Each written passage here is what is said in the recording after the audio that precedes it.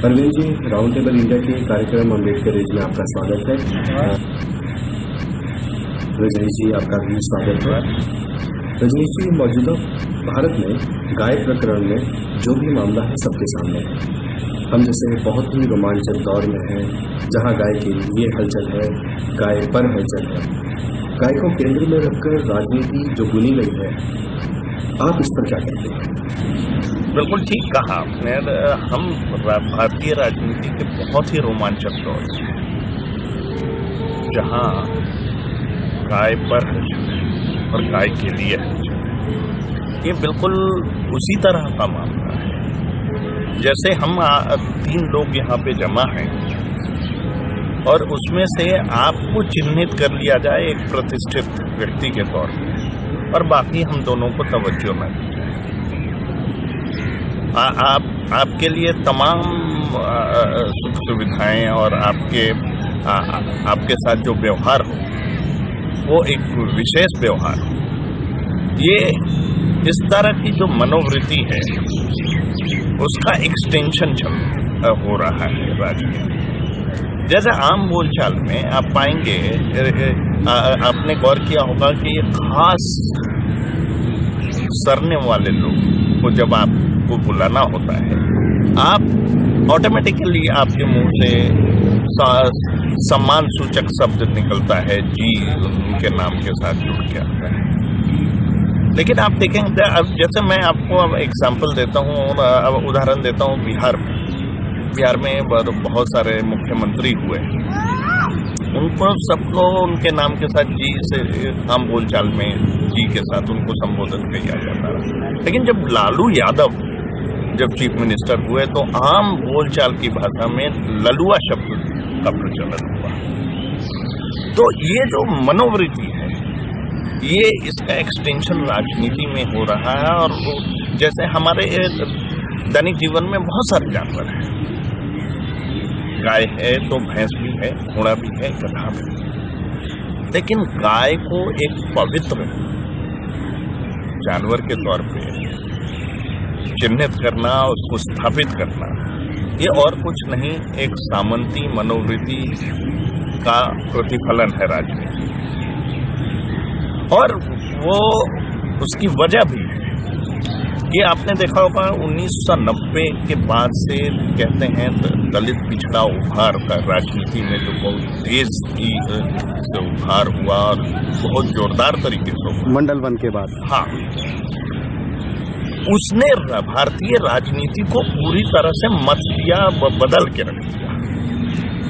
जाहिर है कि उसके पहले 1990 के पहले जो सत्ता में थे, सामाजिक सत्ता में और राजनीतिक सत्ता में जो हावी थे, उनके लिए ये बिल्कुल प्रतिकूल परिस्थिति जैसी।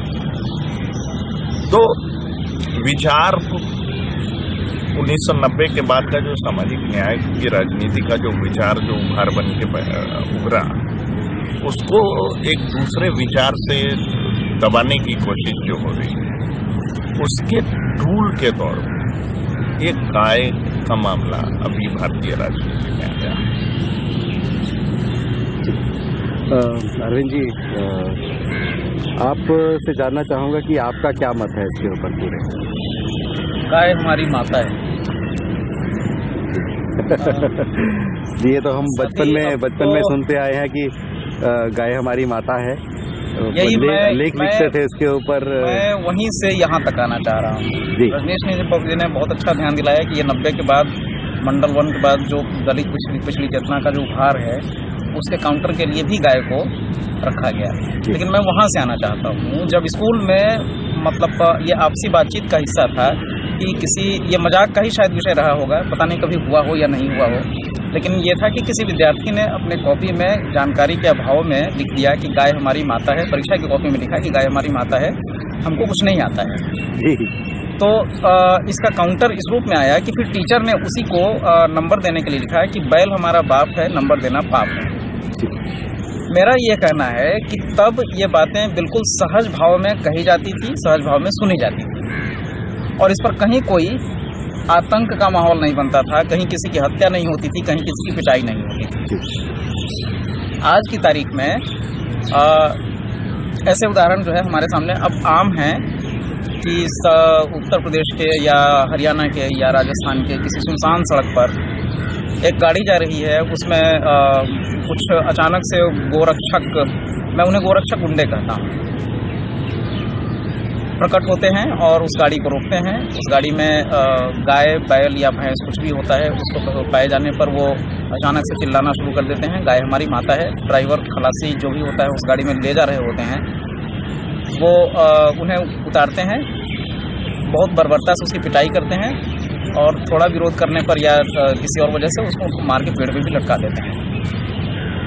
तो अगर उस समय वो गोरक्षक गुंडे जब चिल्ला रहे होते हैं गाय हमारी माता है, तो जो पीड़ित उस समय हो रहे होते हैं, उस समय क्या वो किसी भी हालत में ये सोच भी सकते हैं कि अगर गाय तुम्हारी माता है तो बैल हमारा बाप है, बैल तुम्हारा बाप है? अगर ऐसा कभी हो तो शायद वो किन्हीं स्थितियों में जिंदा छोड़ दिए जाते हैं, लेकिन ये कहने के बाद शायद उनको जिंदा भी जला दिया जाएगा। ऐसा हो ही रहा है। तो स्कूल में जब पढ़ते थे, हम बहुत छोटे थे, उस समय ये बात चली आ रही थी कि गाय हमारी माता है, हमको कुछ नहीं आता है, बैल हमारा बाप है, नंबर देना पाप है। आज की स्थिति देख लीजिए कि गाय हमारी माता है के खिलाफ आप अगर सोचते भी हैं या अगर ये नहीं सोचते भी हैं, तब भी आपके साथ क्या हो सकता है ये अंदाज़ा आप लगा सकते हैं। लातेहार में, झारखंड के लातेहार में एक 12 साल का बच्चा और एक 35 साल का युवक जो है वो मतलब जानवर लेके जा रहा था, वो गाय थी, भैंस थी, उसको पकड़ के बाकायदा मारा गया, पीटा गया और फांसी जैसी ये बना के लटका दिया गया पेड़ पर। इसके अलावा आमतौर पर ऐसी घटनाएं हो रही हैं। हिमाचल के जंगलों में खदेड़ के मारा गया, ऐसी तमाम घटनाएं हैं। झज्जर में ये, लेकिन ये घटना आज नहीं शुरू हुई है, ये घटना तब से चली आ रही है जब तकरीबन 12-13 साल पहले की बात है। झज्जर के दुलीना गांव में 5 दलित गाय का चमड़ा, मरी हुई गाय का चमड़ा उतार रहे थे। वो वहाँ से गुजरती हिंदू परिषद वाले की भी बजरंग दलियों की भीड़ जो है उन लोगों ने पत्थरों से मार के मार डाला। तब ये कहा था उस समय के वो आचार्य गिरिराज किशोर है, गिरिराज था, हाँ, विश्व हिंदू परिषद का, उसने कहा था कि 5 दलितों की जान की कीमत एक गाय की जान से कम है। मतलब गाय की जान महत्वपूर्ण है। तो जिस दर्शन में ही, जिसके विचार में ही ये बात दर्ज है और ये खुले आम बाकायदा उसके नेता सार्वजनिक रूप से बिना किसी शर्म के, बिना किसी भय के ये घोषणा करते हुए कहते हैं कि 5 दलितों की जान की कीमत एक गाय से कम महत्वपूर्ण है, उस दर्शन से आप उम्मीद क्या करेंगे? वहां से चलते हुए जब यहाँ आप देख लीजिए, हाँ, लेकिन ये ठीक है कि वो उस समय दुलीना में हुआ था, लेकिन वो एक प्रकृति का हिस्सा नहीं, अब वो राजनीति का हिस्सा बाकायदा, मतलब मुखर राजनीति का हिस्सा बन चुका है। हाँ, तो वो भी राजनीति ही, धर्म एक राजनीति है। धर्म की मार जो है गाय के रूप में आप दलितों और मुसलमानों को ये करते हैं, की हत्या करते हैं, लेकिन वो आज एक ठोस शक्ल में मुखर राजनीति के रूप में सामने है। चारों तरफ से ऐसा लग रहा है जैसे कि इधर जाएंगे आप गाय लेके तो उधर से मतलब मार दिए जा सकते हैं, उधर लेके जाएंगे आप उधर से मार दिए जा सकते हैं। आप गाय के मांस पर आप बात नहीं कर सकते हैं। मतलब अगर आपके घर में घर के फ्रिज में कोई बकरे का मांस रखा है, कोई भीड़ आएगी दादरी में और पूरा घर पर हमला कर दिया जाएगा, उसके बाद मारते मारते मार डाला जाएगा, ठीक है, कि हाँ ये गाय का मांस खा रहा था। अब ये कानून क्या है, कानून नहीं है, इस पर, इससे उनको कोई मतलब नहीं है। फंसे ये कहाँ फंसे? गुजरात के ऊना में जब मतलब सार्वजनिक रूप से 4 दलितों की इन लोगों ने मतलब गाय का चमड़ा उतारने के आरोप में सार्वजनिक रूप से पिटाई की। संजोग बस यही है कि उसका एक वीडियो वायरल हो गया, बहुत सारे लोगों के सामने आया, इस पर आपत्तियां जाहिर हुई, आपत्तियां सामने आई। इसके बाद इसने एक बहुत ही उग्र आंदोलन के रूप में सत्ता को बताना शुरू किया कि गाय अगर आपका हथियार है तो बचना भी मेरा अधिकार है, इसका सामना करना भी मेरा अधिकार है। अरविंद जी, आपने बहुत महत्वपूर्ण बात कही। मैं आपके पास लौटता हूँ। रजनीश जी, चलिए उनकी बात मान लेते हैं कि गाय के साथ उनका कोई पवित्र रिश्ता है, लेकिन यहाँ तो मरी गाय की खाल उतारने की बात है, इतनी दलितों के साथ मारपीट। अखलाक के फ्रिज में रखे मांस के टुकड़े को परखने की कोई जरूरत नहीं समझी कि वो बीफ है या कुछ और हुड़दंगी भीड़ में उन्हें मार डाला। 2-3 दिन पहले 2 मुस्लिम महिलाओं पर हमला, जबकि उनके साथ भैंसे का गोश्त था। मेरा प्रश्न यह है कि संविधान कानून के होते हुए उनका खुद जज बनना, फरमान देना, मार डालना किसी को भी पकड़ के, ये ताकत उनको आती कहाँ से है? एक जो दलित पिछड़ा उभार भारतीय राजनीति में जो 1990 के बाद आया था, उसने भारतीय समाज राजनीति को पूरी तरह से मत दिया था, बदल दिया था। वो सामाजिक और राजनीतिक सत्ताधारियों के मुफीद नहीं था। लगातार इस बात की कोशिश हो रही थी कि इस उभार को कैसे वापस पुनः मुसिको भवा वाले स्टाइल में उसको वापस उसी दशा में पहुंचा दिया जाए। तो जब इस तरह की मानसिकता से जब लोग चलेंगे अब, तो उसमें संविधान और कायदे कानून का पालन होगा, ऐसी अपेक्षा रखना जो है अपने आप के साथ जड़ निश्चित तौर पे नहीं होगा। आप देखें कि इस देश में अंबेडकर के नाम पे अंबेडकर की राजनीति का विरोध करने वाले अंबेडकर के फोटो पर माला तो पहनाते, लेकिन अंबेडकर के विचारों का एक अंश भी उसको अपनी राजनीति में समावेश नहीं करते। तो कायदे कानून की बात तो दूर है। हालात यहाँ ये हैं कि आज जो है, आज इंडियन एक्सप्रेस आज सुबह जब मैं पलट रहा था तो एक खबर देखी कि एक ट्रक ड्राइवर जो गेहूं लाद के लेके जा रहा था, गलती से उसने सड़क पर घूमती हुई 3 गायों से उसके ट्रक की टक्कर हो गई। उसके बाद वो ड्राइवर इतना डर गया कि उससे लग रहा है कि आप कहीं से भी लोग आएंगे और मुझे मार डालेंगे। वो नदी में कूद गया और नदी में कूदने के बाद अभी तक उसका कोई अता पता नहीं। तो कहने का मतलब कि ये जो माहौल है, ये अजीबोगरीब माहौल है। जी अरविंद जी, राजस्थान के ही गौशालाओं में पानी नहीं है, कुछ नहीं है, खाने के लिए नहीं है, वो तो अपनी नेचुरल डेथ भी नहीं मर रही है, वो एक तरह से भूख से मर रही है। ऐसे में वही गोरक्षक जो हैं, जो इनका दम भरते हैं, वो कहते हैं कि जिनको मार रहे हैं, दूसरी तरफ उन्हीं के संरक्षण में जो गायें हैं वो अपनी उनकी एक तरह से वो भी हत्या है। असल में मेरा मानना है कि साफ मानना है कि गोरक्षकों का या गाय की सुरक्षा के नाम पर चलने वाले आंदोलनों का मकसद गाय की सुरक्षा करना है ही नहीं। जो लोग इसके केंद्र में हैं उनको बहुत अच्छे से पता है कि गाय किसी भैंस या कुत्ते या सूअर या बकरे जैसा ही कोई जानवर है। गाय उनके लिए राजनीति है और राजनीति का मसला ही वहीं आके टिक जाता है कि वो अपनी सुविधा के हिसाब से इस्तेमाल करेंगे। वो गाय को, जिंदा गाय को ढोती हुई किसी गाड़ी को पकड़ेंगे, उसके ड्राइवर और खलासी या उसमें सवार तमाम लोगों को मारेंगे, मार डालेंगे। दूसरी तरफ किसी मरी हुई गाय की खाल उतारते हुए दलितों को मारना पीटना शुरू कर देंगे या मार डालेंगे। तीसरी तरफ उन्हीं के अपनी पार्टी के राज्य में 500 गायें मर जाएंगी भूख से, या एक तरह से गाय कहिए कि उनकी गाय माता को यातना से वो मर जाएंगी गायें। उन पर उनकी कोई कार्रवाई नहीं होगी, कोई उनके बारे में पूछने तक नहीं जाएगा कि क्यों मर जाएंगी गाय। तमाम बूचड़खानों में, जिनमें से ज़्यादातर के मालिकान जो हैं वो हिंदू हैं या जैन हैं या पारसी हैं, उन पर उनके बारे में उनकी कोई पूछताछ नहीं होगी। संगीत सोम उनका अपना ये है, उनका रिश्तेदारी है। ये सारे लोगों को पता है कि वो भाजपा के सांसद हैं और कैसे वहाँ के विधायक है और वो कैसे वहाँ के बूचड़खाने का मालिकाना में हिस्सा रखते हैं। उनके खिलाफ कहीं कोई कैंपेन नहीं चलेगा। तो दरअसल ये गाय का रक्षण कोई मसला है ही नहीं इनके लिए। गाय की एक पॉलिटिक्स इनके लिए है। रजनीश जी ने ठीक कहा है कि ये खास तरह के आंदोलन, खास तरह के विचार के पैदा होने का ये काउंटर है।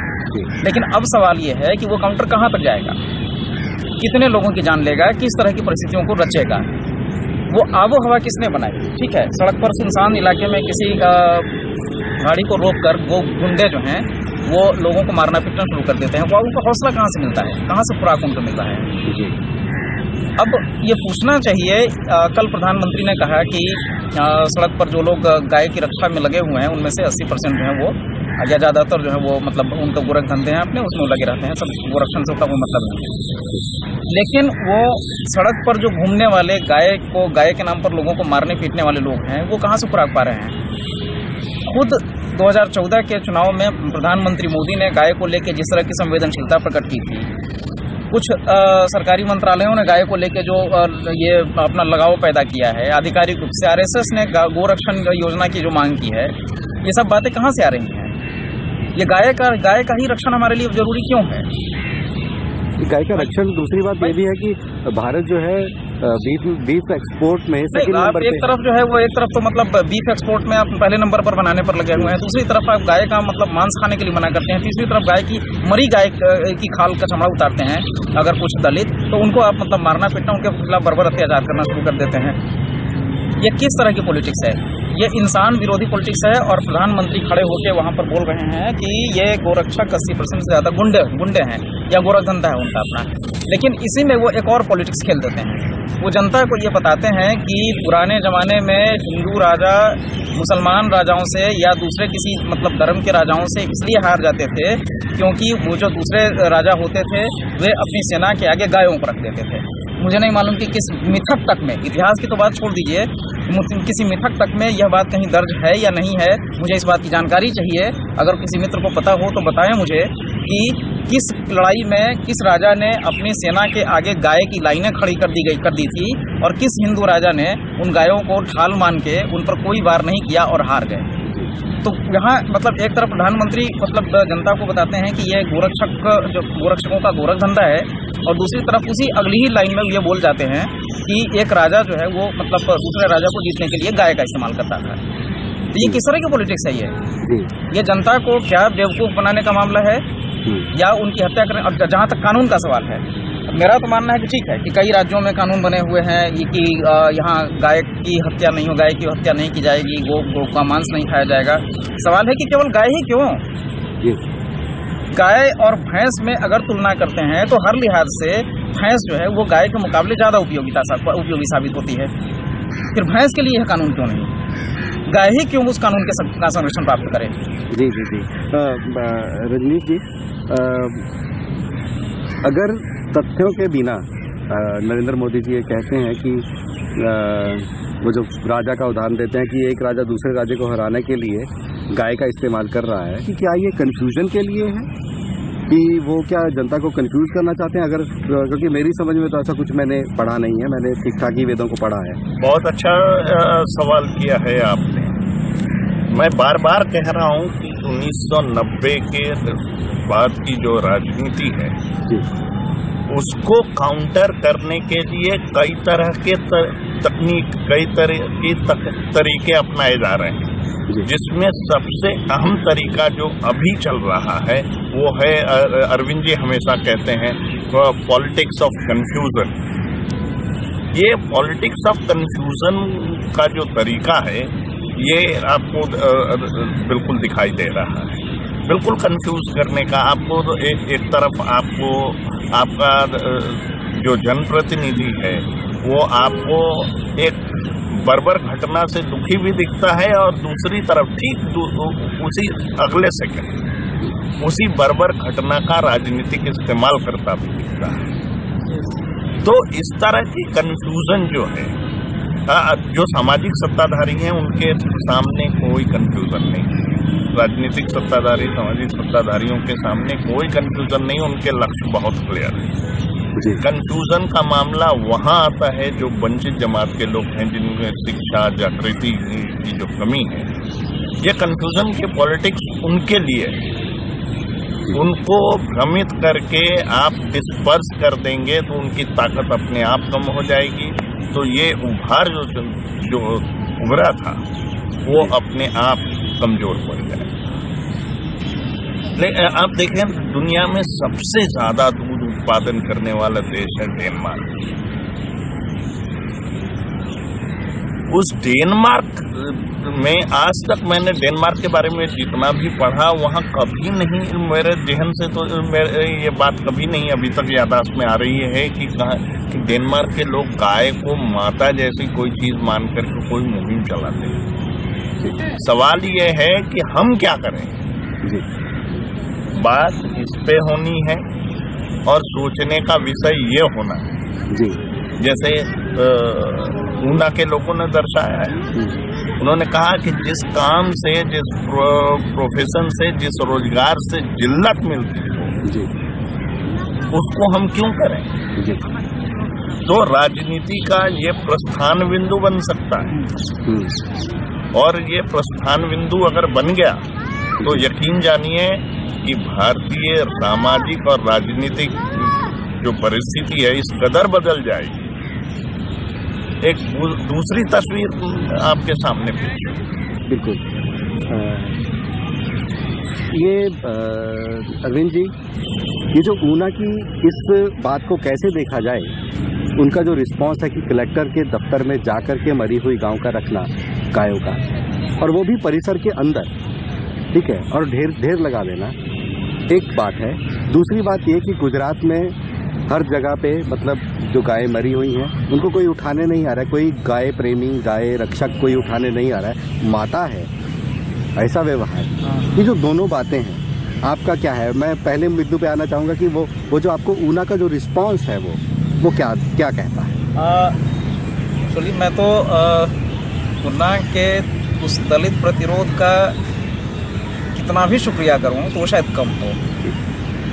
पिछले 2 साल से गाय को इन लोगों ने, यानी कि आरएसएस के खेमे के तमाम लोगों और समूहों ने जिस तरह का हथियार बनाया हुआ था, उसमें सबसे ज़्यादा तो मज़ेदार स्थिति यही है कि हम किसी भी समस्या के विश्लेषण और उसका कोई जवाब ढूंढने के लिए आमतौर पर हम बुद्धिजीवी तबके पर निर्भर रहते हैं, उनसे उम्मीद करते रहते हैं। लेकिन पिछले 2 साल में कहीं से कोई ऐसा जवाब आया हो, मुझे नहीं पता।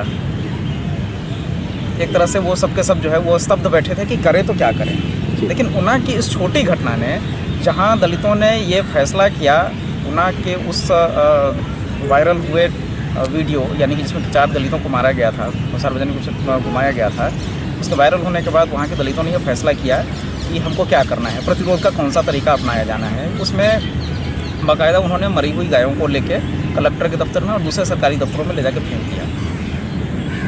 ये प्रतिरोध का एक ऐसा तरीका था कि जिसके बाद वहाँ के सो कॉल्ड गाय रक्षकों, गोरक्षक गुंडों से लेके आरएसएस के कोर ग्रुप तक में एक खौफ बैठ गया, इसका जवाब क्या हो।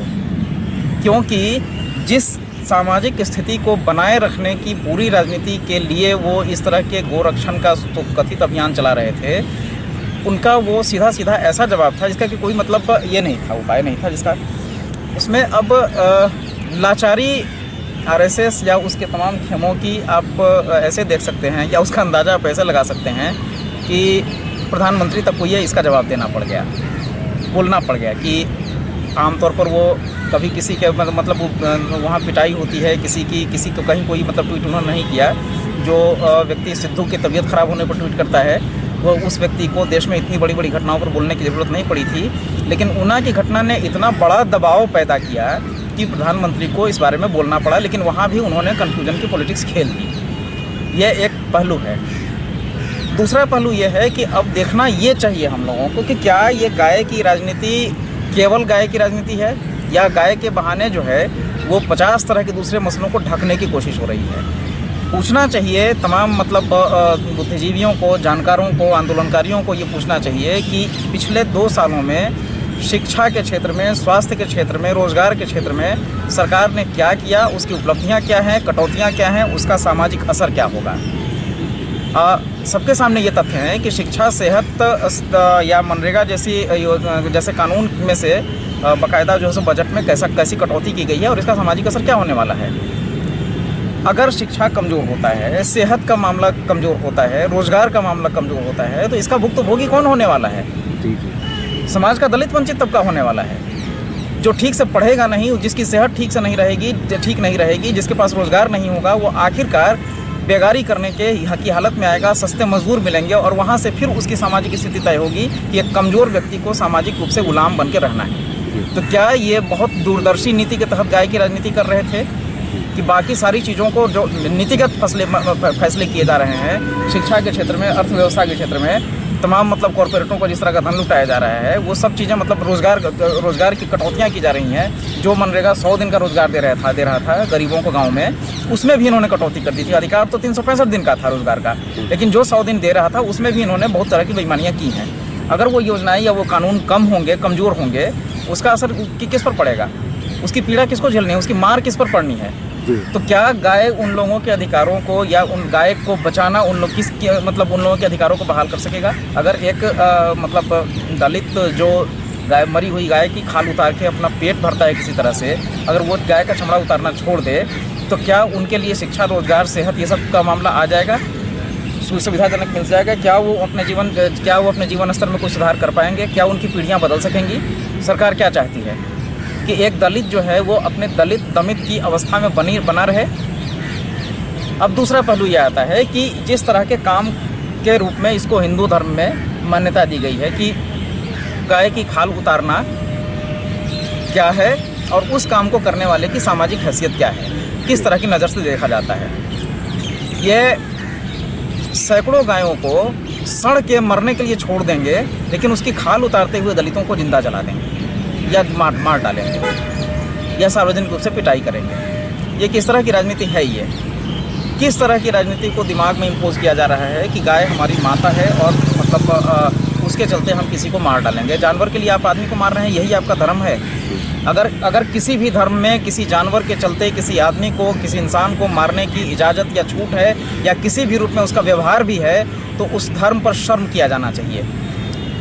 अब इससे ज़्यादा मतलब चिंता पैदा होती है इस बात को लेके कि देश का प्रधानमंत्री भी, ठीक है, ऐसा नहीं है कि अचानक खड़ा हुआ है, वो लोकसभा चुनाव से लेकर तमाम जगहों पर ये एक माहौल बनाया गया था। इसका असर हम सब आज देख रहे हैं कि ऐसा लगता है कि भारत में, इतने बड़े देश में गाय के सिवा कोई दूसरा मुद्दा नहीं है। यह आरएसएस, भाजपा और उसके तमाम साथियों को सोचना चाहिए कि क्या यह एक शर्म का मामला नहीं है कि इस देश में, जिस देश में इतनी बड़ी आबादी अपने सामाजिक सम्मान, तमाम अधिकारों से वंचित है, उस देश में गाय एक मुद्दा बन के और शर्मनाक तरीके से लोगों के मारने पीटने से लेके बातचीत, बहस का विषय बनी हुई है। अब इस रिस्पांस जो ऊना से आया, क्या, और इसमें इसको आप कैसे देखते हैं? दूसरी बात ये कि क्या बाकी के प्रदेश जो हैं, क्या उनको क्या इससे लेसन लेना चाहिए? देखिए, मैंने अभी थोड़ी देर पहले भी आपको कहा था कि वो जो प्रतिक्रिया आई है ऊना से, वो भारतीय राजनीति का प्रस्थान बिंदु बन सकता है। और मैं तो बहुत खुश होऊंगा जब इस प्रतिक्रिया का विस्तार पूरे देश में हो, देश के हर राज्य तक ये पैगाम जाए, इस तरह की प्रतिक्रिया का प्रचार हो, और जो भी इस लोकेशन से अपनी राजनीति कर रहे हैं, जो दलित वंचित जमात को संगठित कर, उनको चाहिए कि इस तरह के और मौलिक तरीके प्रतिरोध के विकसित करें और उसका प्रचार प्रसार करें। और तभी दलित वंचित जो आज जिसको आप कह रहे हैं कि देश को चलाने वाला तबका जो है, अपने हिसाब से इस देश को चला पाएगा। आज तक यही होता रहा है कि देश को चलाने वाला तबका देश को चला नहीं पा रहा। उसकी नियति, उसकी जिंदगी कुछ मुट्ठी भर लोग तय कर रहे हैं। ये डेमोक्रेसी का अद्भुत मामला है, जहां बहुमत अपने बारे में फैसला नहीं कर रहा, चंद मुट्ठी भर लोग उस बहुमत की जिंदगी के बारे में फैसला कर रहे हैं। तो ये जो प्रतिक्रिया आई है ऊना से, इसका देश भर में प्रचार प्रसार हो, और इस तरह सिर्फ यही एक तरीका नहीं, इस तरह के मौलिक तरीके और निकलें। और खास करके मुझे नौजवानों से बहुत उम्मीद है, उनके जेहन में कई तरीके ऐसे होंगे, उनका इस्तेमाल करना चाहिए। बिल्कुल। अरविंद जी, आखिरी में आप क्या कहना चाहेंगे कि ये गाय की राजनीति यूँ ही चलती रहेगी, या फिर गाय एक वक्त अपना समय पूरा करके अपनी राजनीति का वो सफ़र पूरा करके मर जाएगा ये मुद्दा, और फिर कोई और मुद्दा जो है इसी तरह से मिलता जुलता वो अपना जगह बना लेगा, वो पैदा होगा, और इसी तरह से वो फिर केंद्र में रहेगा और बहुत सारे सवाल जो है उसकी छाया में मर जाएंगे? यह इस बात पर निर्भर करता है कि ऊना में खड़ा हुआ प्रतिरोध किस शक्ल में कहाँ तक पहुँचता है, उसकी उस लड़ाई का शक्ल क्या होगा।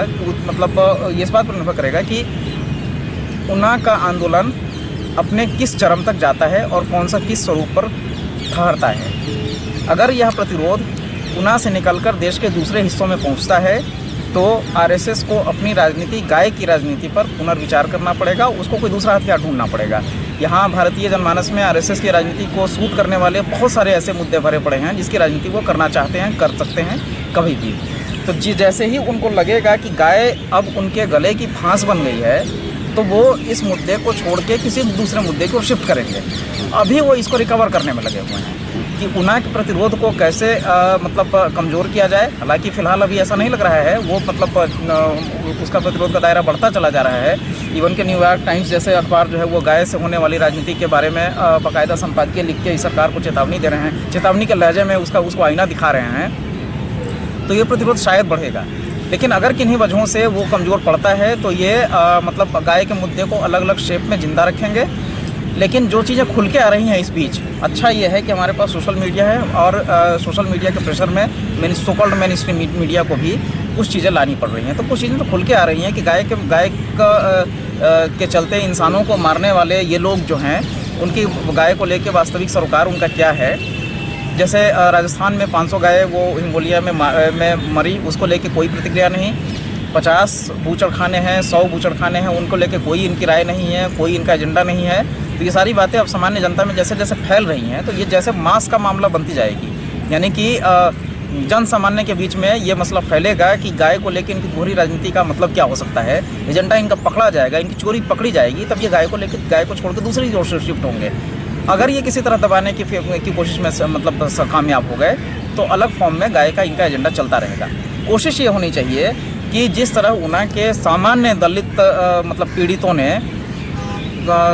दुनिया के बुद्धिजीवियों को आईना दिखाते हुए एक शानदार मुद्दा दिया है, तो मतलब अब भारत के उन प्रगतिशील बुद्धिजीवियों से लेके सामाजिक आंदोलनों को चलाने या उनकी इच्छा रखने वाले तमाम लोग जो उस तरह के मॉडल्स को एक ठोस शक्ल दें, उसको एक राजनीति में कन्वर्ट करें और वहाँ से उसको आगे लेकर चलें। वरना इतिहास में यह दर्ज होगा कि जो सामान्य जनता है उसने आरएसएस जैसी अमानवीय, आरएसएस की जो गाय की राजनीति है वैसी अमानवीय राजनीति का एक प्रतिरोध का मॉडल दिया है, एक साधारण नागरिकों ने मॉडल दिया है, साधारण दलितों ने मतलब पीड़ितों ने, और उस मॉडल को आगे बढ़ाने में यहाँ के प्रगतिशील या बुद्धिजीवी तबकों की कोई भूमिका नहीं रही। ये देखना पड़ेगा, ये भविष्य बताएगा। और ये भविष्य के कटघरे में यहाँ सारे लोग खड़े होने वाले हैं। ऊना से जो सवाल उठा है, ऊना ने जो सवाल उठाया है, ये इतनी आसानी से खत्म नहीं होने वाला है। ये तमाम बुद्धिजीवियों और प्रगतिशील राजनीति का दावा करने वाले तमाम लोगों के लिए चुनौती बनने वाला है। जी जी। रजनीश जी, अभी एक यात्रा जो है गुजरात में निकाल रहे हैं 15 अगस्त को जो पहुंचेगी ऊना में। अब मामला ये है कि ये पूरी जो ऊना से जो रिस्पांस आया है, सरकार सजग है, गोरक्षक सजग हैं, पूरी राजनीति जो है जिस गाय की राजनीति को लेकर के पूरा माहौल बनाया है, उसके जो काउंटर में ऊना का रिस्पांस और इस रिस्पांस के काउंटर में क्या हो सकता है, कौन सी ऐसी चीज़ें हैं अब जिनसे कि ऊना के जो इस रिस्पांस को या ऊना का जो असर्शन है, ऊना के जो लोग हैं जिन्होंने इसको अंजाम दिया है, उनको बचना चाहिए। देखिए, सबसे पहले जो काम करना पड़ेगा वो ये करना पड़ेगा कि ठीक से चिन्हित करना पड़ेगा कि कौन हमारे असली मित्र हैं। जी। भारतीय राजनीति में हम अक्सर ये गलती करते रहे हैं कि अलग अलग नाम वाले दलों को अलग अलग विचार वाले दल भी समझते रहे।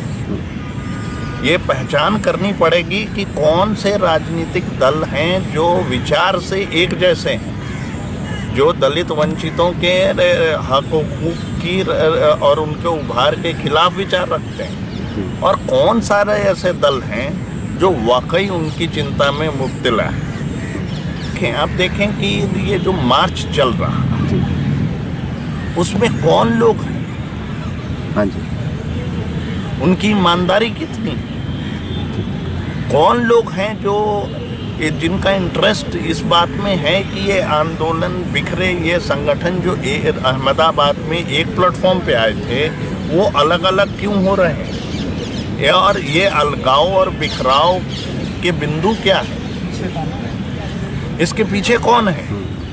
ये सारे मुद्दों पर बहुत ही सतर्कता के साथ विश्लेषण करना पड़ेगा जी।